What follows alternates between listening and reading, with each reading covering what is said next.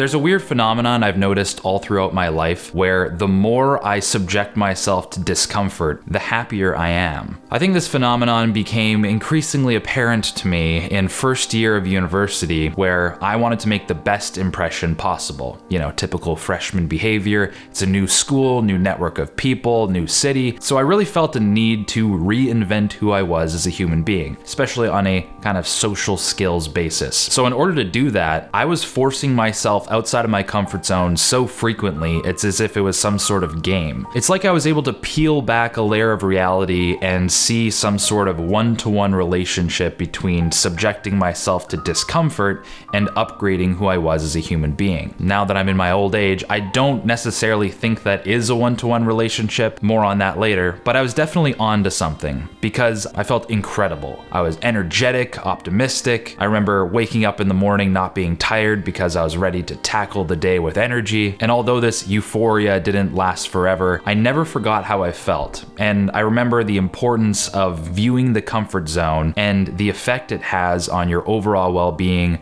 and the way you live your life. So in this video, we're going to talk about a few things that I've learned about the comfort zone and how I think if you can gain a better understanding of how the comfort zone works, you can start living life on your terms instead of its terms, because it has a lot more control over the way you live your life than you might think. So here are some things that I've discovered about the comfort zone, and hopefully you can apply them to your life as well. So everything you're physically capable of doing in this world falls into one of two categories: inside the comfort zone or outside the comfort zone. The things that are inside the comfort zone are easy for you to do, comfortable. They take little or no effort to do, and there's pretty much no mental resistance in the way of doing that thing, like driving. For a lot of people, driving is completely in the comfort zone. You know, you drive to work, you drive to your house, you drive to the store to pretend to buy vitamins so that you can get footage for this video. Since driving is so easy, at one point or another, your brain went and subconsciously placed it inside the comfort zone. So you don't really think about doing it before you do it. It's just something you do. Okay, how about going for a run? A lot harder, isn't it? It's more physically strenuous, requires more preparation, it makes you lose your breath or sweat, and if you haven't ran for a while, you'll probably be really sore the next day. And because you know running is physically strenuous and hard to do, your brain at one point or another went and placed it outside the comfort zone. The further outside the comfort zone something is, the more mental resistance there is in the way of doing that thing. But here's where things get kind of interesting. Running is good for you. After a week of running every day, you can find that your mental energy increases, your outlook on life is better and more optimistic, and after a week of driving, you kind of feel nothing. It's just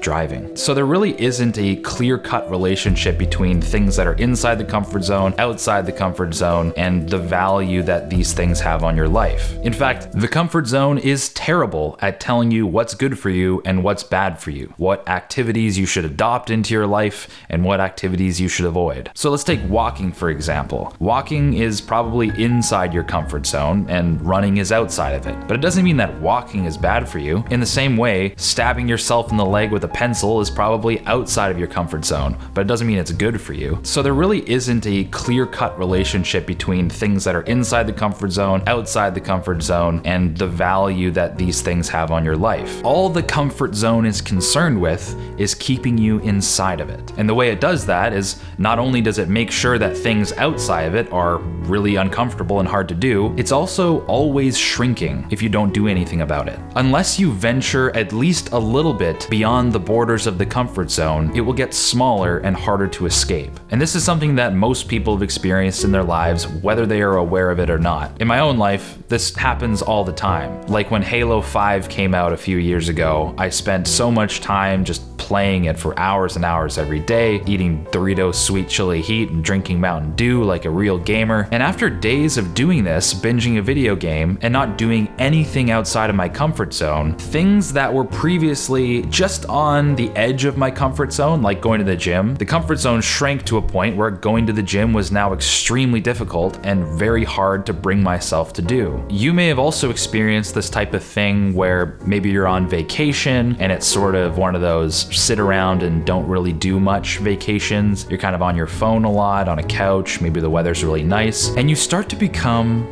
soft. You know, you don't really want to do many interesting things or very hard things or anything that will take much effort. You kind of just become a blob and you feel pathetic. Okay, so what have we learned? We've learned that in order to keep the comfort zone from shrinking, we have to do things that are outside of the comfort zone to keep the comfort zone large. But we also learned that the comfort zone in general is a pretty terrible guide for telling us what to do with our life, what activities are useful to us and what activities don't really do anything. So basically, we need a solution to this problem. We need a more reliable guide for making decisions. And I think you can't go wrong with making values-based decisions. Your values. Figure out what kind of person you want to be, what kind of traits you want to adopt, what kind of skills you want to learn, and make your decisions based off of that. And using the knowledge of the comfort zone, be aware that any potential discomfort in the way of doing the thing that you want to do isn't a real obstacle. It's all just in your head. If you live life this way, the comfort zone can also work in your favor, because as you start living this new lifestyle that may have at first been unnatural to you, the longer you live that way, the comfort zone is expanding to meet you. So living the way you want to live will become increasingly natural and, dare I say, comfortable. So to bring this whole thing back to my freshman year, it's becoming clear to me that the reason I felt so good wasn't necessarily because I was just uncomfortable all the time. The reason I felt so good was because I was living the life that I wanted to live, and I disregarded discomfort altogether. And when you no longer let discomfort have a say in how you make any of your decisions, the potential for what you can do with your life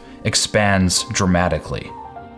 So you guys may have noticed that a lot of the B-roll shots today were quite cinematic. That was because I was able to rent a Sony FX9, which is a Netflix-approved cinema camera, and I was only able to do that because of awesome sponsors like Skillshare, which is a really relevant sponsor to today's video topic, especially if you use the classes to help you develop skills you really want to work on. For instance, I'm currently taking Storytelling in Film Using Cinematography to Convey Emotion by Joe Simon, which is directly relevant to the cinematography skill I'm trying to develop. For those of you who don't know, Skillshare is an online learning community with thousands of classes covering countless topics, everything from self-improvement to photography, videography, productivity. With so much to explore, real projects to create, and the support of fellow creatives, Skillshare empowers you to accomplish real growth. All of their classes are designed for real life, so you can easily apply whatever you're learning on Skillshare